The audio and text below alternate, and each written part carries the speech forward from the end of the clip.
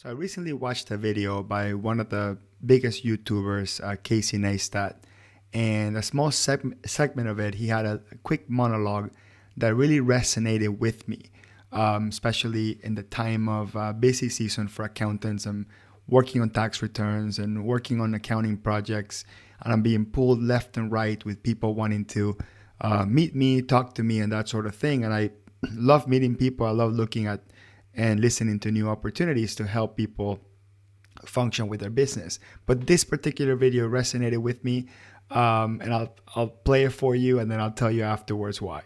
So I'm going to go into YouTube, and then I'm going to type Casey Neistat. That's the person that did the video. I'm going to click on his channel, and I'm going to scroll down and look for the video is called His $1 Billion Idea. So I'm going to click on that. And let me pause this for a second. I'm going to go ahead and fast forward it to about 2 minutes in, which is really where the video starts. Let me play it for you. I will now read a monologue. I didn't write this monologue, but it's pretty spot on.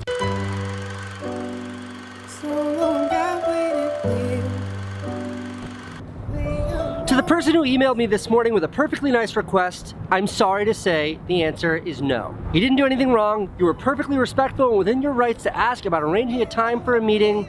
See, the problem isn't you. There's something wrong with me. I have a form of anorexia. Don't be alarmed. It's not serious, although I take it quite seriously. In fact, I think it's the secret to all of my success. I have calendar anorexia. I want as little in my calendar as possible. I'm meticulous about it. Whatever the least amount possible I can have in my calendar without killing my entire career, that's what I want. Want to set up a quick call to chat? Want to have coffee next week? Let's get together to discuss? No, no, and no. I could, but I just can't. Even if there are serious opportunities, even if it will only take me 15 minutes, even if it's something that everyone else does, I like to avoid it. Of course, I'm not perfect at this. I do succumb just like everybody else in the modern world. There are things that I have to do, and those things have to be scheduled. There are requirements for work and basic civility, but even then, when I pull up my phone and I click on today's date and I see little boxes of time blocked out, I get very nervous. I get anxious. What is all this? Where did my time go? What about my day? Why did I agree to all of this? And then the most fearful question, how will I be able to make my video? You see, my entire day is my vlog time. I can't schedule that. And if I do schedule that away, it better be because I'm getting paid or I really want to do it. Because everything else is for suckers. See, you've got managers and you've got makers. There are two ways to run your life. Managers know that their day is divided up into little itty-bitty pieces for meetings, calls, and administrative tasks. Makers, on the other hand, makers need to have large blocks of uninterrupted time to focus on what it is they're making. When people ask how I'm able to get these videos done every single day, my calendar anorexia is the answer. Same goes with how I'm able to manage a healthy relationship with my wife and my family, and how I manage to exercise and read. Time is our most irreplaceable asset. We can't buy more of it. We can't get a second of it back. We can only hope to waste as little of it as possible while we have it.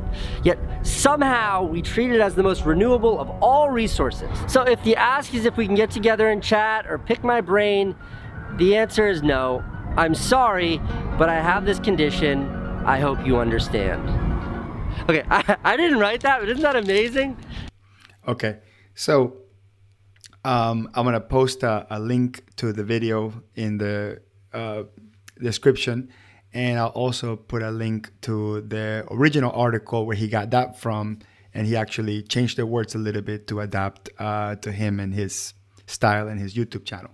So why did this video resonate with me? So first of all, it's not like I don't do meetings or I don't meet people. I do it all the time. I have to talk to people to figure out what their issue is before I can sell them a service or a solution. So I'm not necessarily going to block my calendar entirely and not take any new clients. That's not what's going to happen.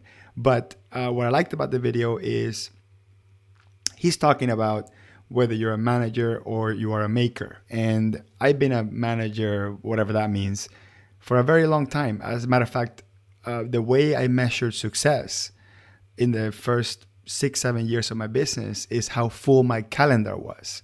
Because I spent so much time billing by the hour or billing by the appointment that I knew that if I had a full calendar, I had some good cash flow coming in, I had business coming in. in the last couple of years, I have dedicated a lot more of my time to creating content for YouTube, creating videos for my channel, also writing articles that in some cases are based on the video, some cases are not. But I have tried to make myself a maker and be less of a manager within the premise that he was talking about, and also train and educate my team to also take over some of my tasks, so I can have more creative freedom to create more value-adding content. And that comes with a great sacrifice. Not scheduling someone in a calendar, it's a potential opportunity lost, assuming that the people that are trying to schedule me, it's for a potential new business or a potential new client. But I can tell you that having an open calendar or not having it full all the time has serious advantages. One, if an opportunity does come for like a rush job or something that's really important where the client will pay a premium for me to get on it right away, I'm available for that. So that's actually a huge advantage. And the other one is, my phone rings a lot, people, leads and stuff like that. So by having a little bit more calendar time, I can answer the phone more. And I got to tell you, the most powerful tool to have a successful business is answering the phone. It is amazing if you answer the phone instead of being heads down busy all the time, the opportunities that come in. So I'm not saying that you shouldn't have open availability to meet people and meet for opportunities. What I mean is not have a full calendar all the time where you never have the ability to basically choose what you want to do. And then the calendar ends up running your life and managing your time. And then you become a time manager and a calendar manager instead of having the creative freedom to create the content that you need to market your services in a deeper way. Now, I want to comment something that he specifically said. And my friend Ed Kless, who runs a podcast called The Soul of Enterprise, which I'm a big fan of, brought it to my attention when I showed him that video, which he said, I love the video, I love the concept, but I hate the fact that he called time an asset. So let me tell you what I think about that. First of all, for a non-accountant, I could understand why you would call time your asset or quote unquote your biggest asset, because it is the most valuable thing that all of us possess. Our time, what we do with our time, or what the expectation of having time for ourselves is possibly one of the most valuable things to anyone, right? Our freedom, our time, free to do whatever we want. So we call that an asset. However, in the accounting world, an asset is something that accumulates value over time and can be exchanged for money, right? Like real estate, a computer, a truck, that's an asset. Time is something that does not accumulate value. Time is not something that you can exchange for money. Now, some folks bill by the hour, and in essence, they're kind of selling time, but that's not right.